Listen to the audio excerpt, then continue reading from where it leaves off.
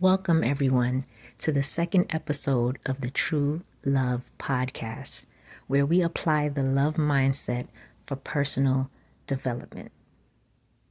I hope you're having a great day, morning, afternoon, or evening, whenever this message is reaching you. Now, today's episode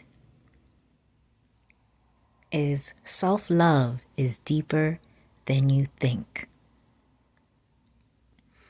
Now, I know that self-love has its positive and its negative preconceptions. Some people think self-love is just another word for saying someone is conceited, someone thinks too much of themselves, or highly of themselves. I know some people think that people lack love, so they think they don't have enough self-love or they don't love themselves enough. Well, as with the last episode, I am going to define what self-love is so that we can all be on the same page. And, again, I'm going to bring some truths, and I want you to take whatever truths you hear today and apply it to whatever truths that you have. I'm not here to sway your opinion. I'm not here to really change your mind. I'm really here to get you to think about things from a different perspective so that you can do the inner work that you need to do to become a better version of yourself. So what is self-love? Because as with all things, we have our, ideologies, we have our opinions about it, we have an idea about it, but have you taken the time to go deep and really think about what self-love is? So I looked it up.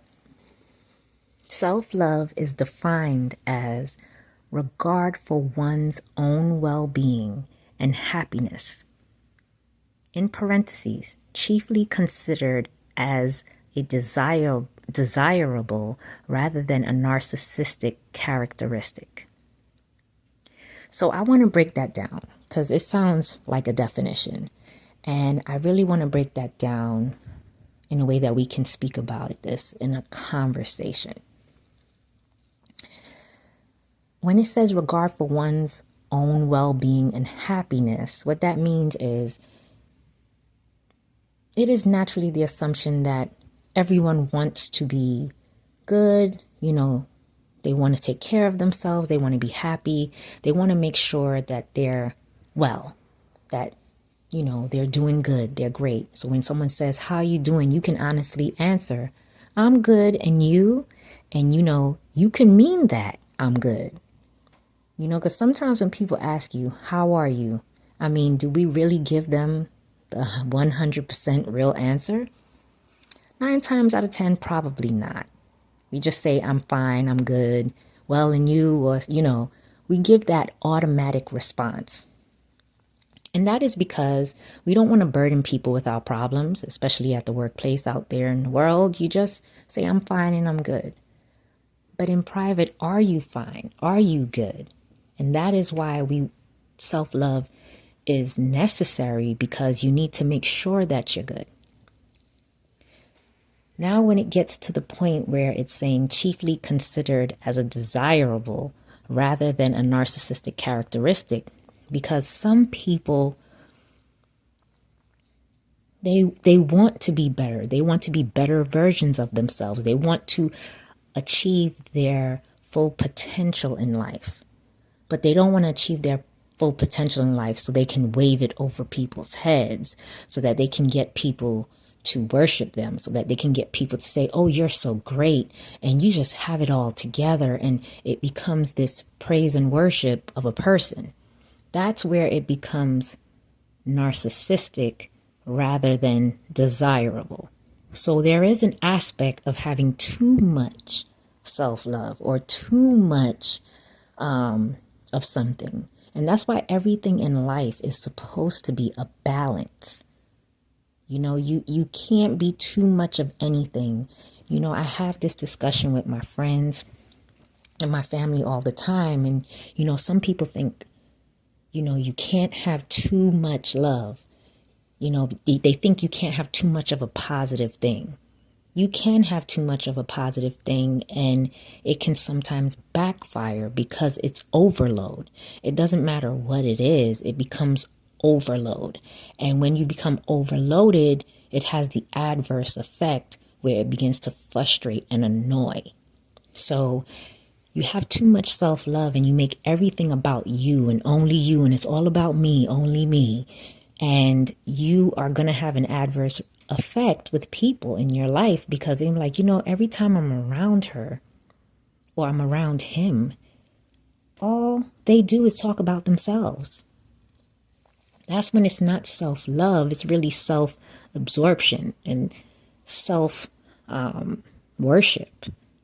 Like you want to operate in self-love at a balanced pace and at a desirable pace, a pace that's going to make you a better person and also help you to love others just as much as you love yourself. So that's the definition of self-love. Now, if you want to dig deep and you really want to know, okay, self, what do we mean when we refer to self? The definition of self is a person's essential being that distinguishes them from others, especially considered as the object of introspection or reflexive action. So there we go. They're kind of describing self is basically who you are and you being you as distinguished, that distinguishes you from other people. Like what makes you special? What makes you unique?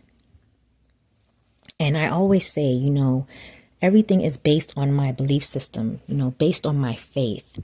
And since my faith is biblically based, I'm a firm believer that God creates unique originals. I'm not sure if everyone listening has had the opportunity to know twins personally. And when I say twins, not fraternal twins, but identical twins. And identical twins share the same exact DNA. However, if you've had the pleasure of being around identical twins, you will realize that they are two unique people. They may share identical DNA, but even in that, they are still distinguished from one another. So I believe that the Most High makes unique originals. Each one of us is different. And if you're a parent out there, you'll notice each one of your children are different if you have more than one. And you have the same mother, same father, so we're talking about the same genetic pool. They'll still be all different because we're helping God in that when we have children, we're furthering the creation of unique originals. And this is basically why how you define you and who you are is important, because that has to be solidified before you step out here on these streets, because everybody has an opinion. Everybody got something to say. Everybody wants to help you define who you are. And that's a problem if you haven't even done it for yourself yet. And that's why self-love is important, because self-love truly is connected to your self-esteem, which we're going to go into in a little bit. But I want to define two more words. And that's what part of this definition of self was. When it said especially considered as the object of introspection or reflexive action. So what is introspection? Introspection is defined as the examination or observation of one's own mental and emotional processes. So that means you are examining and observing your own mental and emotional processes. Like you are going deep and saying, I want to understand why I feel this way, why I think this way. Because again, you always form your perspectives, and your belief system is always going to be shaped by what you experience and what you believe. So a lot of the things we experience in life forms erroneous truths that we think are truths. But again, when you start digging deep and getting to the root of everything, you realize that you might have to change what you thought you knew. So, we really have to get to this place where we're doing that introspective work, what I like to call that inner work, where you're working on you, because there's a lot of things that we pick up along this path of, this journey of life and this path of our life that we were taught wrong. Like we were just taught all the way wrong on it. And you're believing that that is a truth. And you have to make sure, if you're going to remove what you now realize is not the truth, that you replace it with the actual truth. So self-examination is definitely part of self-love. Like you need to examine and observe your mental capacities and emotional capacities. You have to really dig deep and spend time with yourself. And this is why me time is necessary. If you find yourself always wanting to be around people, I find that means that you're scared of being by yourself. And if you can't hang out with yourself, or you're scared to hang out with yourself, why would you expect other people to hang out with you and, be with you if you wouldn't even hang out with you?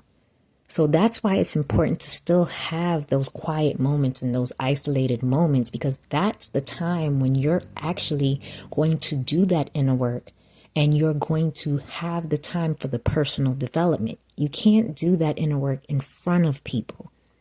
You can apply the inner work that you've done in front of people and see where you've grown, but you can't do the actual work in front of people.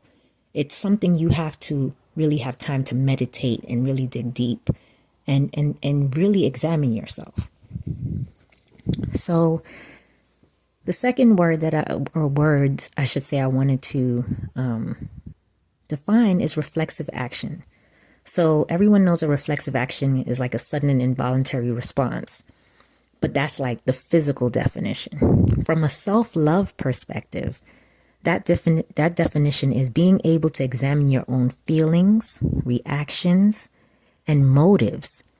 With, motives being the reasons for why you're acting or taking action, and how these influence what you do, say, or think in a situation. So self-love is deeper than you think. Self-love is a combination of self-examination, and it's also a combination of you determining who you are as a person, and you really have to take time to figure that out. Like just like I said in the last episode, if you want to know if somebody loves you, you would ask them, well, why do you love me? And they should be able to answer that question. Well, it's the same thing here. What do you love about yourself?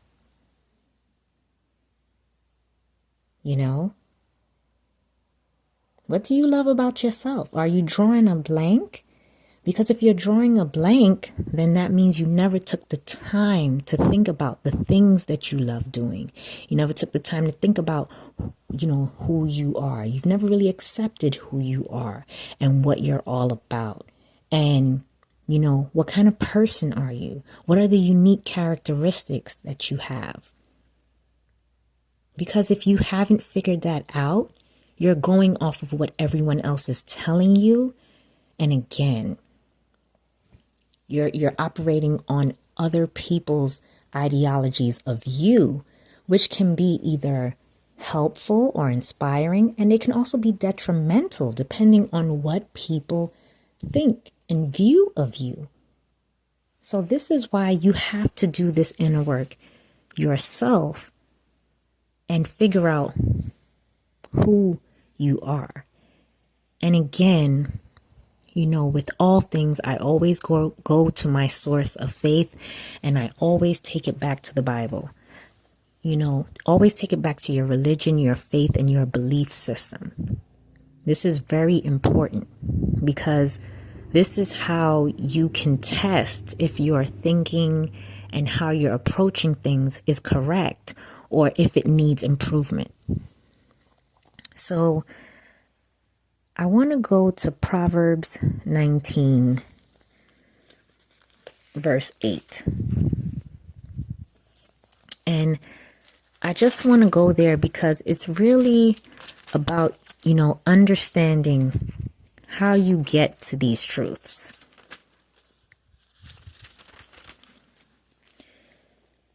So Proverbs 19:8 NIV reads, "The one who gets wisdom loves life. The one who cherishes understanding will soon prosper." Now, I picked that scripture to bring that into play in this moment because anything that you do when it comes to self-love and doing that inner work is going to require that you get wisdom and understanding on everything. So we asked that question a couple of minutes ago. What do you love about yourself?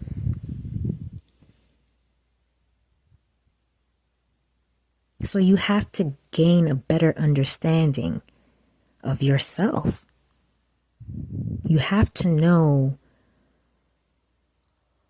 what you're all about. Because it's so important, for you to answer, well, not really answer these questions, but to really go through these 3 areas when you're examining yourself and when you're getting to gain a better understanding of who you are. So 1, you need to know who you are. Because like I said before, God creates unique originals, and not even twins are the same. So you need to know who you are. You need to, think about, like when you're introducing yourself to friends, or you're trying to make new friends and you're telling them what you're all about, and y'all are trying to figure out, do we have things in common? Is there things that, this person knows that I would love to learn from them? Or can we share things? Can we grow together? Can we confide in each other? Can we lift each other up? And these are the kind of things, and you're telling them what you're all about. And then they decide, you guys will decide if you want to be friends or not, if you're compatible and, enough. Or even if you think, oh, well, we don't know, let's give it a try. But first, you usually have to give your resume of who you are. Kind of like when you go to job interviews, you're given a resume of who you are as a worker in this particular field. And they decide, okay, if we want to pursue this and hire you, and, then you'll become an employee for that employer. And you have now created the employer-employee relationship. It's the same thing. To really build relationships in life, you have to know who you are before you even step into the arena of trying to start any relationship. The second thing you'll need to do is accept who you are.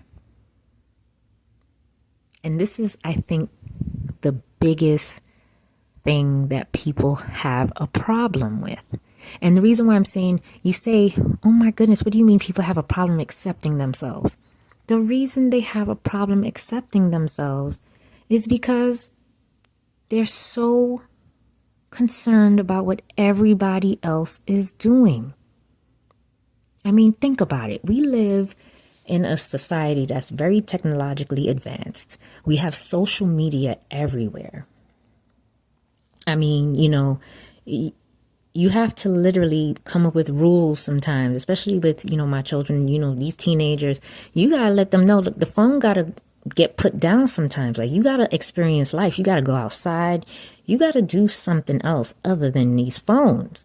Like, we're living in a time where you can do everything from your phone, the computer. Like, you don't even have to leave your house. They'll deliver your food. They'll deliver, people are losing social skills because they're so stuck behind a phone and a computer or whatever, and they're not stepping outside and really expressing who they are as a person because they're too concerned about what everybody else is doing. And then if you go on social media, just forget it. If you go on Instagram, forget it. You could be thinking all types of things about yourself. How come my body don't look like that? How come I don't have a car like that? Like, it's just too many things. And this is why you have to stop comparing yourself to other people. You really have to stop doing that. It is detrimental to your self-esteem and to the self-love process. Like, it's just totally detrimental. Stop comparing yourself and just focus on the fact of who you are and loving who you are. Now, if you are at that point where you're doing the inner work and you're like, there's some things I don't really like that I do, then you know what you got to work on. But you're not saying I don't like that I do these things because you're comparing yourself to someone else. You're accepting this is who you are right now. Like, I give you a perfect example. Before I gave my life to Christ, I was a different type of person. I was always, when I say different type of person, I was always a person that spoke my mind, that, was very analytical and thought things through. And, I've been that way. But the way in which I deliver my words and the way that I talk to people has changed. And it will change. It's going to change. It's expected to change, because as you're realizing who you are, and when you start making changes, the word says when you give your life over to Christ, you become a new creature. So when you start changing, your desires start changing, your wants start changing. You're still who you are at the core to a certain level, but you're becoming more in line with the word of God. So you're literally changing certain things that you thought to be true. And you're making those adjustments as necessary. You're going through life, you're learning lessons, and you're making adjustments because you know who you are. And this is why you have to realize that your identity is connected to the source of your creation. So the source of your faith, the creation story in your faith, in your religion, is the source of your identity, so a source of kind of who you are. So sometimes you really need to go back and look at how God sees you. Because sometimes we're down here looking at ourselves from a worldly and a worldly view, a physical view, a flesh view. We're not looking at ourselves as what we could become, what we should become. And that's a big problem. Like, we really need to start digging deep and thinking about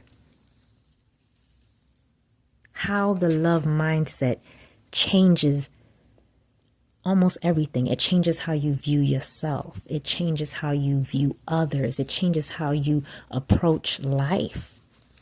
And the more that you better yourself through the love mindset, you're realizing that, some people, I read something the other day that said, I think about 70 something percent of people are not happy.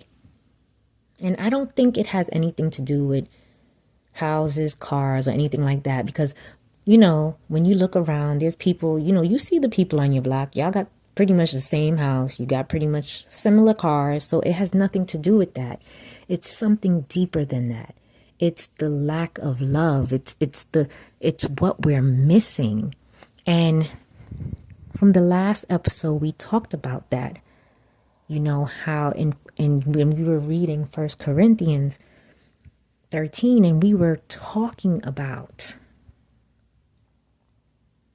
love and defining love. And Paul was saying, if you don't have love, you're missing out. Like, if you don't have love, you're really essentially missing out. Like, lack of love is going to affect so many things. And this is why I really want to get this point across, that the love mindset is the way to go. So we really need to be thinking about that when we're approaching the self-love mindset.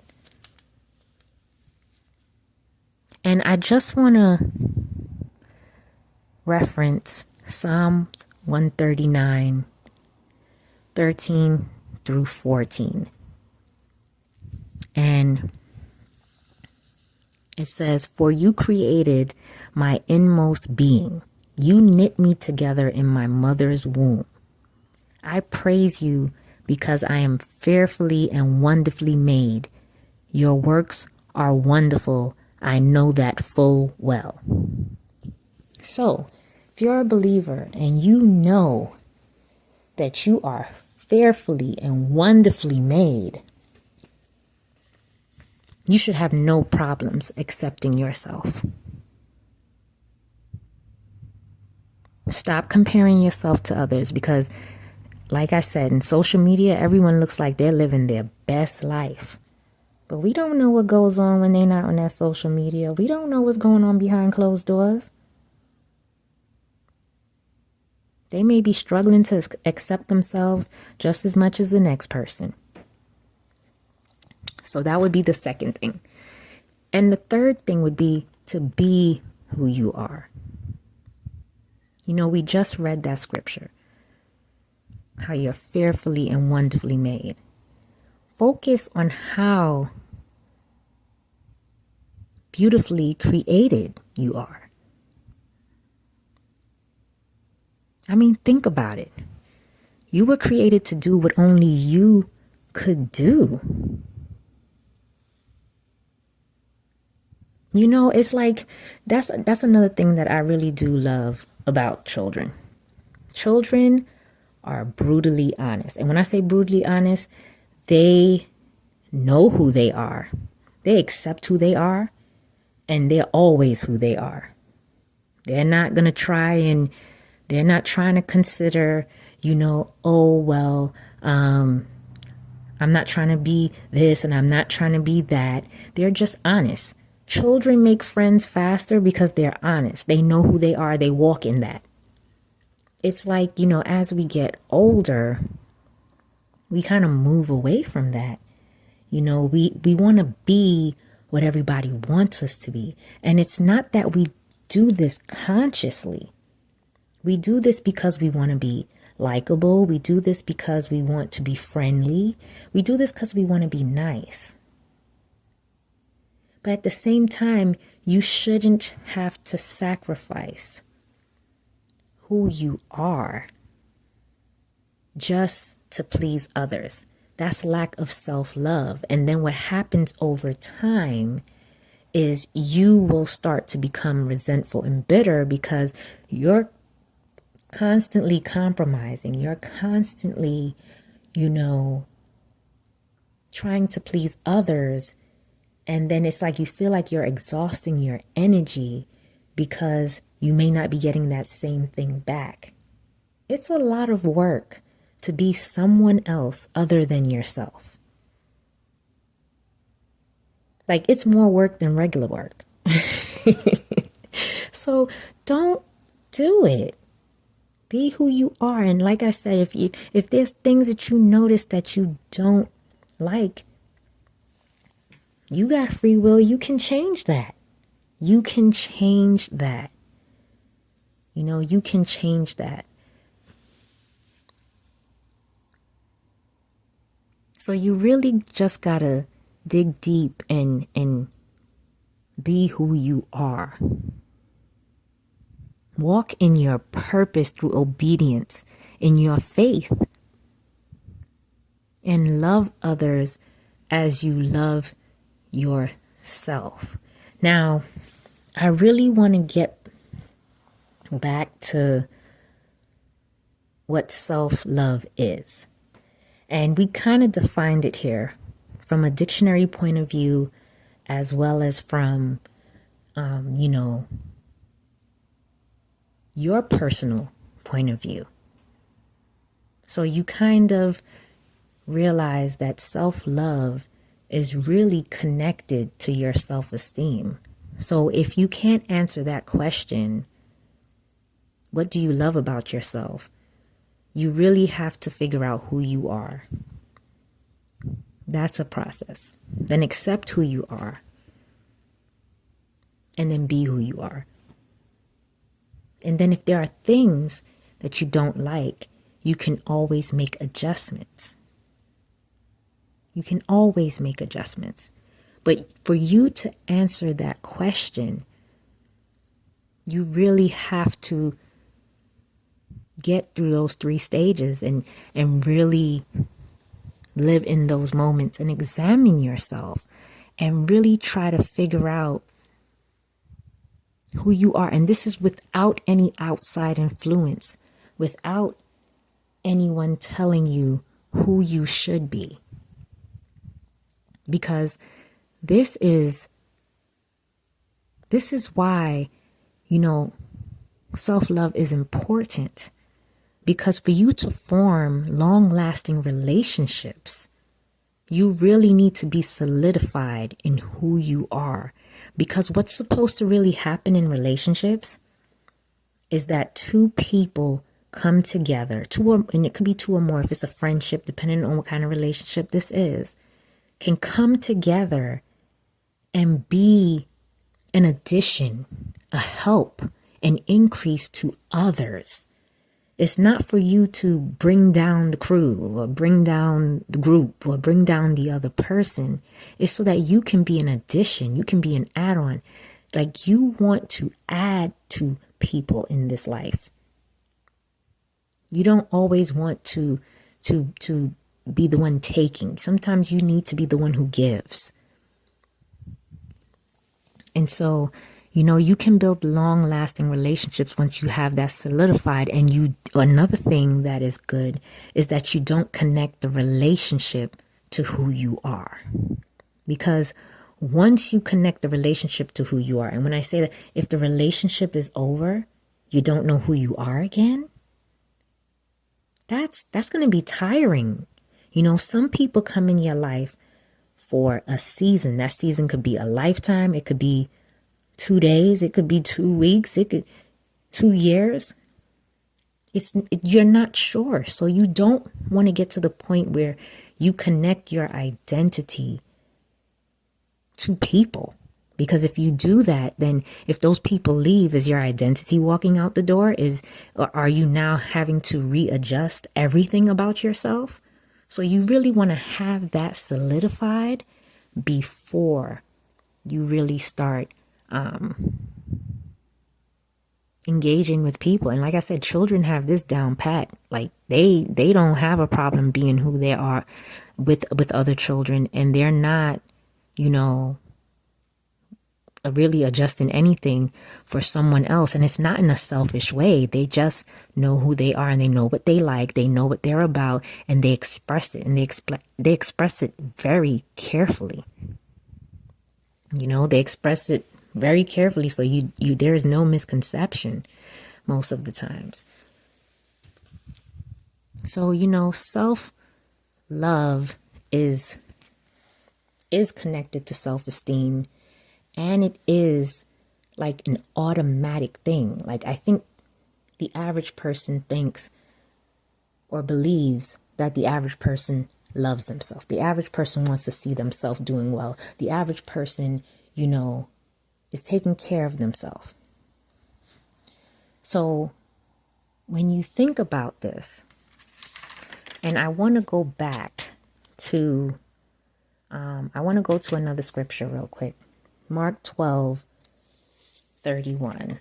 And I'm going to see if I can find that real quick, because I think it's going to bring home everything that I was talking about so far. And just bear with me a minute.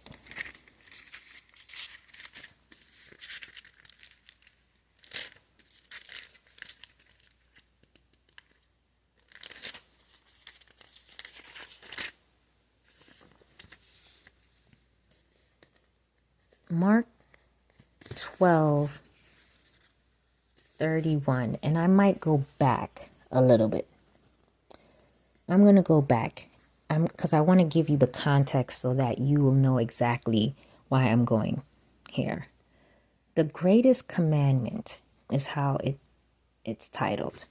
So I'm starting at verse 28. One of the teachers of the law came and heard them debating. Noticing that Jesus had given them a good answer, he asked him, "Of all the commandments, which is the most important?" And I'm going to stop here, because right here, they're asking if we have to just choose a few commandments, or if we had to say these are the ones that's the most important, which ones do you think hold the most weight? Like, we really got to get this right. Okay. Verse 29. The most important one, answered Jesus, is this: "Hear, O Israel, the Lord our God, the Lord is one. Love the Lord your God with all your heart, with all your soul, with all your mind, and with all your strength." So that means basically, seek ye first the kingdom of God. If you're a believer, you know you are to have no other gods before the Lord. You're not supposed to have any other gods besides him. So why do I say that? Because self-love is not self-worship. So this is where the negative connotation to self-love can come in, because people can, like some people, you ask them, why do you love themselves? They could go on for days. They could write a book. We're not saying everyone needs to, praise you and say, oh, what a wonderful person you are and all of this.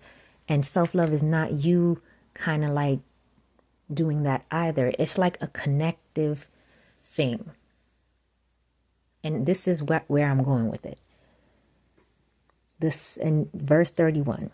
The second commandment, that is this: love your neighbor as yourself. There is no commandment greater than these two.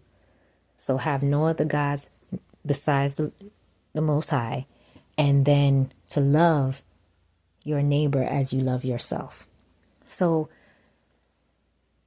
self-love helps to cultivate better relationships.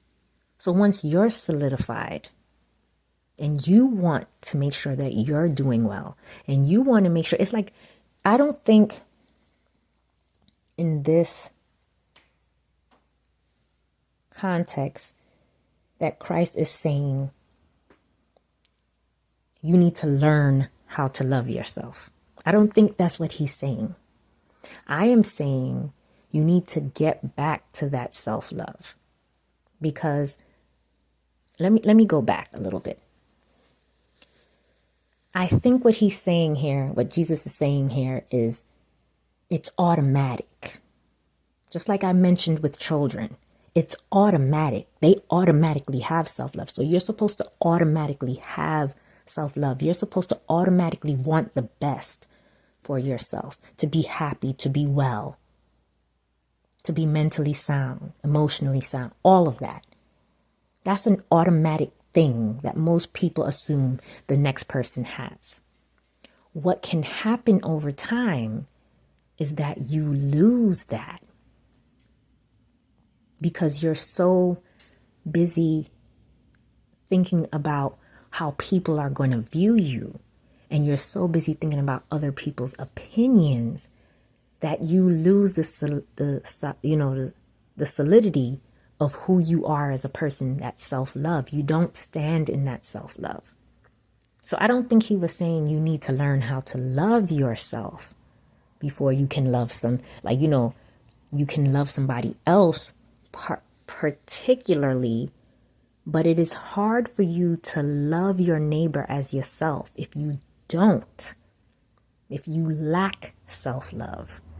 So there's this phrase that people have that I used to hear growing up. And, they used to say, hurt people hurt people. And it's very true. Hurt people do hurt people. So if you're operating in that hurt energy, you're going to hurt other people. This is why self-love is necessary. And at the same time, it's not for the purpose of self-worship. It's for the purpose of being able to love others as you love yourself. So if you treat yourself good, you're going to make sure you treat others good. This is why it is important and it is necessary for you to always solidify who you are. There's just too many opinions out here. There's just too many people telling you, my favorite thing to say about this is, okay, you ever watch the news and they be like, okay, eggs are bad for you now. Oh, wait. Okay, they've decided eggs are good for you now. Okay, wait, no, eggs are bad for you again. You're like, okay, which one is it? Really? Should I eat eggs? Should I not eat eggs? That's what happens. So this person, you might be wonderful. To this person over here, you really need to change this. We're not getting involved in any of that. You are fearfully and wonderfully made. It's time for you to walk in that. And once you walk in that, you will realize that the relationships around you change. Because how you view yourself is how you're going to operate. Again, I'm going to quote one of my favorite mentors. He used he was a metaphysicist, and he used to say, you are what you eat, drink, and think.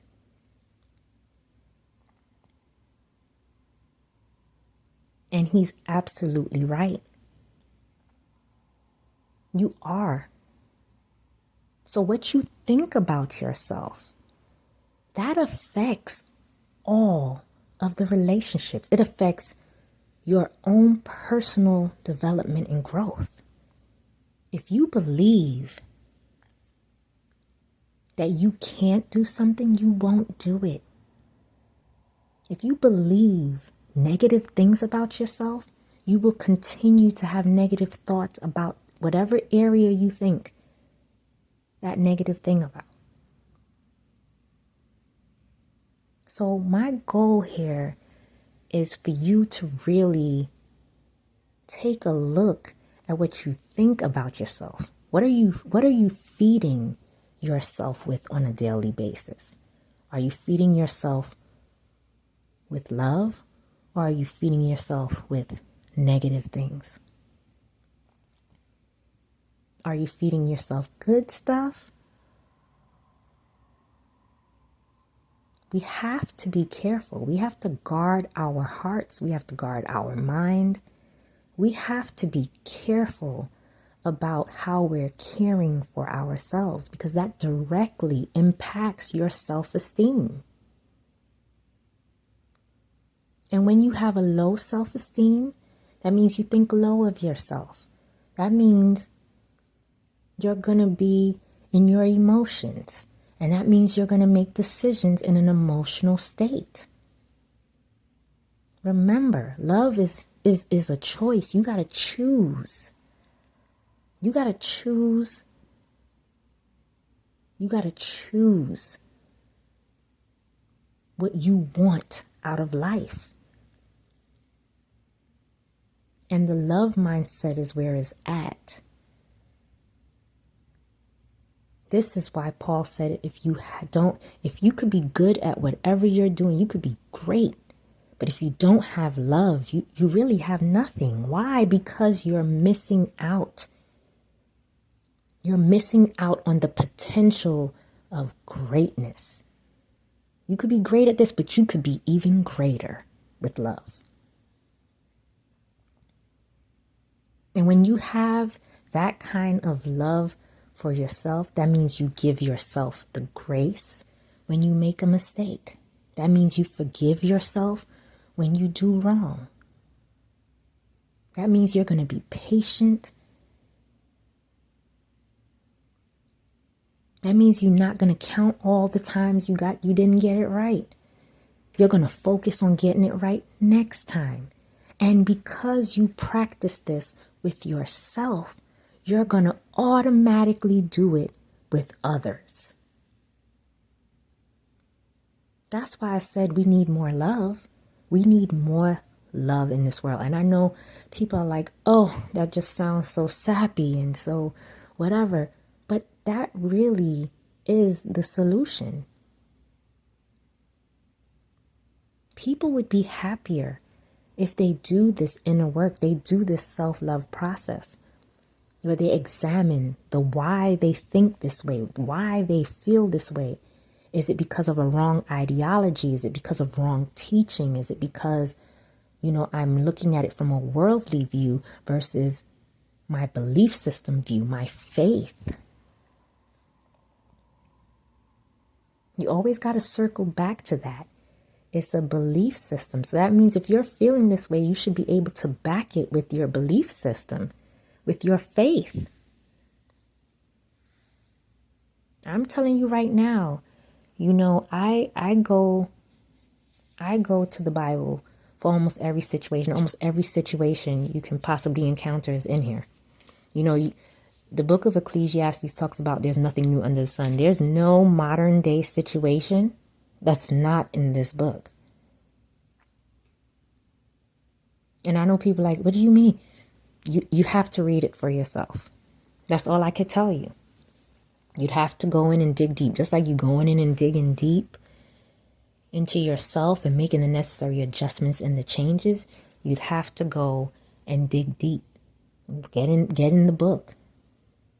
If you want to know something, you have to educate yourself on it. You have to get the knowledge. And then when you get the knowledge, you get a better understanding. And then once you have that understanding, you apply it. And now you've gained wisdom. So this is really where I wanted to end it.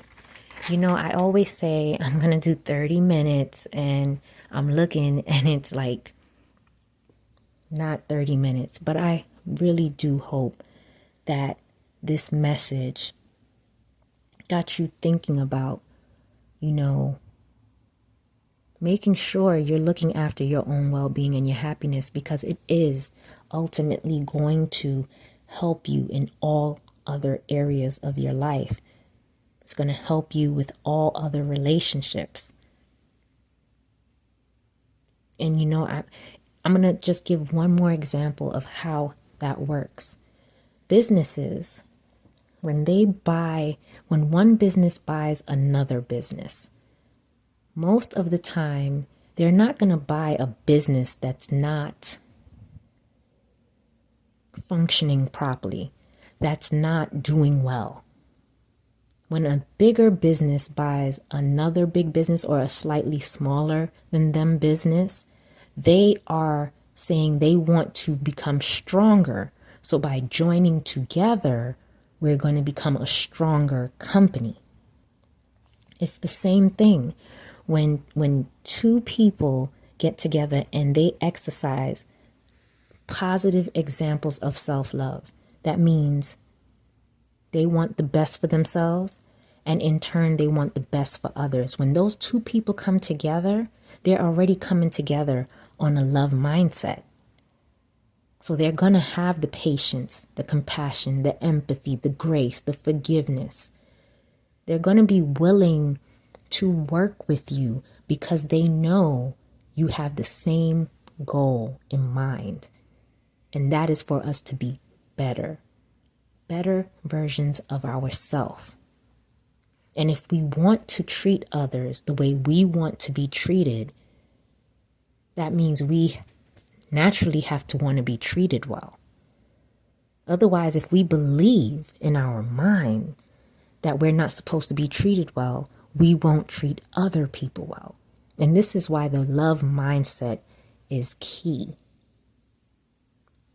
When you start applying a lot of what you learn here to your life, you're going to realize that relationships are going to change. You're going to realize that people are going to notice that you are different. So this is basically what I want you guys to think about when you think about self-love. It's necessary. It's necessary for your self-esteem. It's necessary for you to become a better version of yourself. It's necessary for you to operate effectively out here and treat people the way you want to be treated. So I hope you got what you wanted to get out of this message today. I hope I got you thinking about things and really going deep and really examining yourself and making sure that you are where you want to be. You're operating the way you want to be. And ultimately, I just thank you so much for listening. Again, if you enjoy things that we talk about at this podcast, please share, subscribe, and comment and let me know how you feel about today's topic. Because I think we need to exercise more self-love so that we can extend that to others in every area of our life. So again, take this time. I don't want to take too much more of your time. So take this time, go and spend time with your loved ones. Enjoy your friends, enjoy your family, and, have a good evening, have a great day, good morning, or a good afternoon. And let's let that love mindset shine everywhere that we go. I'll see you guys in the next episode. Take care.